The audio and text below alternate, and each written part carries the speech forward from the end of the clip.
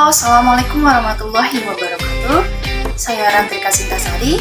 Di sini saya akan melakukan pembelajaran dari media pembelajaran, yaitu dengan tema jenis-jenis dan karakteristik media pembelajaran.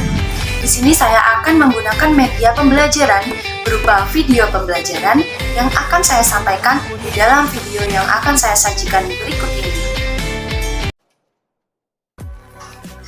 Materi pertama yang akan saya sampaikan yaitu tentang jenis-jenis media pembelajaran.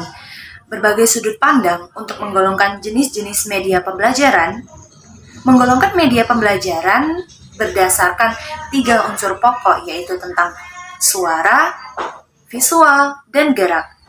Media yang digunakan yaitu berupa yang pertama tentang media audio, yang kedua media cetak, media visual diam, media visual gerak, media audio semi gerak, media visual semi gerak, media audio visual diam, dan yang terakhir media audio visual gerak.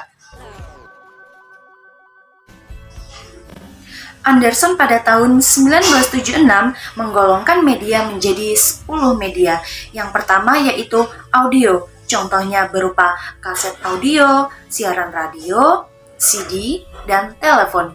Yang kedua yaitu cetak. Cetak ini meliputi tentang contohnya buku pelajaran, modul, brosur, leaflet, dan gambar.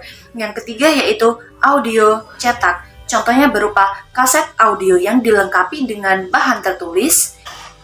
Yang keempat yaitu proyeksi visual diam, meliputi tentang overhead transparansi atau OHT, film bingkai atau slide. Yang kelima yaitu proyeksi audio visual diam, contohnya yaitu film bingkai slide bersuara. Yang keenam yaitu tentang visual gerak, contohnya yaitu film bisu. Yang ketujuh audio visual gerak, contohnya film bergerak bersuara, video atau VCD, dan televisi. Yang kedelapan yaitu objek fisik, contohnya tentang benda nyata, model, dan spesimen. Yang kesembilan yaitu manusia dan lingkungan, contohnya guru, pustakawan, dan laboran. Dan yang terakhir yaitu komputer, contohnya yaitu KAI. Berdasarkan dari kompleks suara, yaitu meliputi tentang media kompleks, contohnya seperti film, TV, video atau VCD, dan media sederhana, contohnya seperti slide, audio, transparansi, dan teks. Selain itu, menggolongkan media berdasarkan jangkauannya, yaitu berupa media massal, contohnya liputannya luas dan serentak, atau contohnya seperti radio, televisi. Media kelompok, liputannya seluas dengan ruangan, kaset audio, video, OHP, slide, dan lain-lain. Media individual ini untuk perorangan atau individu, contohnya yaitu buku teks, telepon, dan CAI. Lalu Heinrich dan kawan-kawannya juga menggolongkan media menjadi 6 golongan. Yang pertama yaitu media yang tidak diproyeksikan, yang kedua media yang diproyeksikan, ketiga media audio, keempat media video, kelima media berbasis komputer, dan yang terakhir multimedia kit.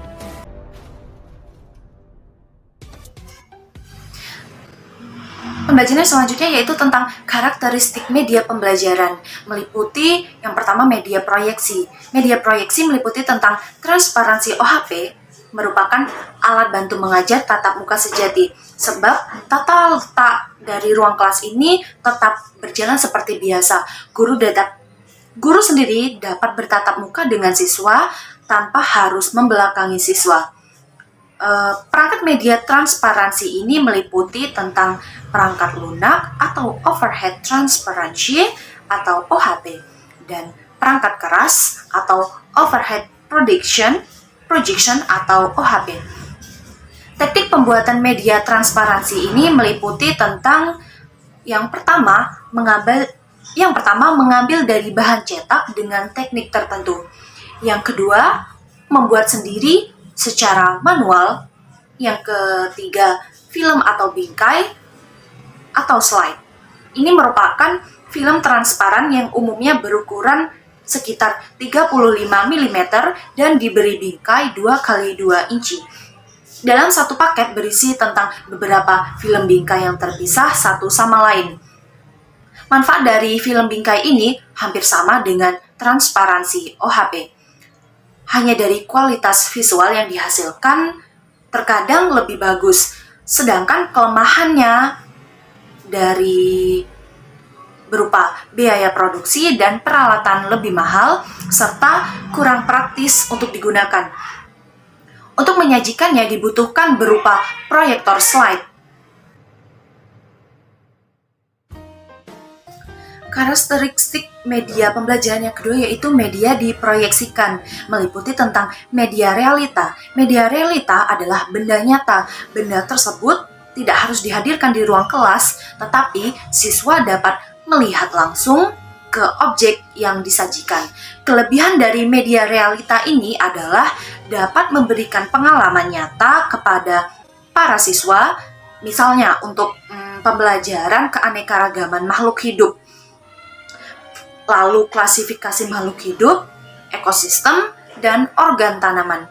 Yang kedua yaitu model. Model adalah benda tiruan dalam wujud 3 dimensi yang merupakan representasi atau pengganti dari benda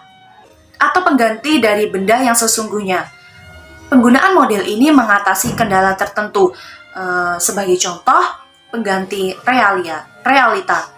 Misalnya untuk pembelajaran materi sistem gerak, pencernaan, pernafasan, peredaran darah, sistem ekskresi, dan syaraf pada hewan. Yang ketiga, media grafis tergolong media visual yang mengatur pesan melalui simbol visual. Fungsi dari media grafis ini berupa menarik perhatian, memperjelas sajian pelajaran, dan mengilustrasikan suatu fakta atau konsep yang mudah terlupakan jika dilakukan melalui penjelasan verbal. Jenis-jenis media grafis ini berupa yang pertama yaitu gambar foto. Gambar ini paling umum digunakan, sketsa, gambar sederhana atau draft kasar yang melukiskan bagian pokok tanpa detail. Dengan contoh, sketsa ini dapat menarik perhatian siswa, menghindarkan verbalisme, dan memperjelas pesan pembelajaran. Yang selanjutnya yaitu diagram atau skema. Ini merupakan gambar sederhana yang menggunakan garis dan simbol untuk menggambarkan struktur dari objek tertentu secara garis besar. Misalnya untuk mempelajari organisasi kehidupan dari sel sampai organisme. Yang ketujuh yaitu bagan atau chart.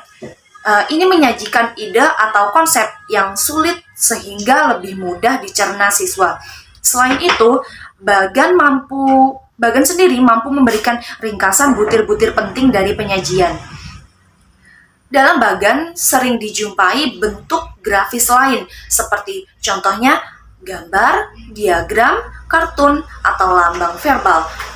Yang ke-8 yaitu grafik. Ini merupakan gambar sederhana yang menggunakan garis, titik, simbol verbal, atau bentuk tertentu yang menggambarkan data kuantitatif. Misalnya untuk mempelajari pertumbuhan.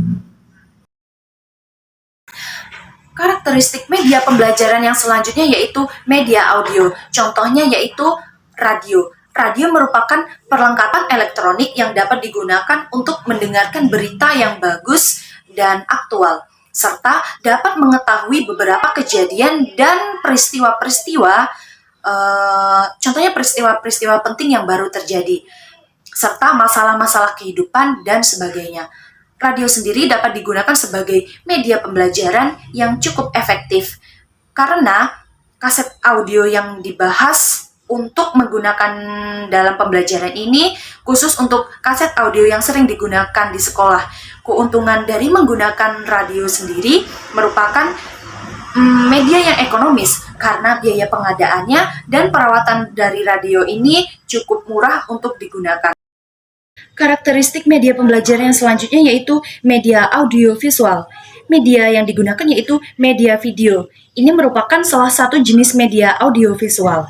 Selain film, yang banyak dikembangkan untuk keperluan pengajaran biasanya dikemas dalam bentuk contohnya VCD. Lalu yang selanjutnya itu media komputer. Media ini memiliki semua kelebihan yang dimiliki oleh media lain. Selain mempunyai kemampuan menampilkan teks, gerak, suara, dan gambar, komputer juga dapat digunakan secara interaktif. Bukan hanya searah, bahkan komputer sendiri yang disambungkan dengan internet dapat memberikan keleluasaan belajar, seperti menembus ruang dan waktu serta menyediakan sumber belajar yang hampir tanpa batas. Menyediakan sumber pembelajaran yang dikatakan hampir melampaui batas. Salah, apa sih?